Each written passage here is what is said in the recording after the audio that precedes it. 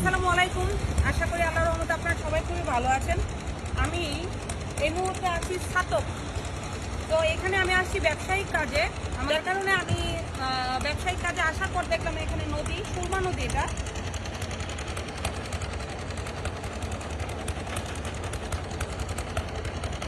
একবারেই শুকায় গেছে। এই নদীর পানি দিয়ে এই সিলেটে বন্যা আসছে, কিন্তু এখন একেবারেই শুকানো, বাট খুব সুন্দর একটা জায়গা। অনেকে বলে যে আমি ভিডিও বানাই কিনা, আসলে ভিডিও বানানো না, আমার অনেক সময় আমার ব্যবসায়িক কাজে যাওয়া লাগে।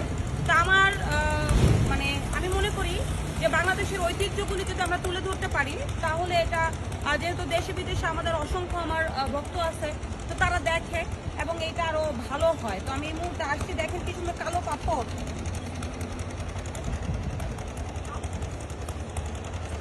কথায় বাংলাদেশের ঐতিহ্যগুলি তুলে ধরার চেষ্টা করি। তো দেখেন পাথর, কালো পাথর এবং নদী ছোট। এখন নদীটা একবারই শুকানো, কয়দিন পরে এই নদী ভরে যাবে। ধন্যবাদ।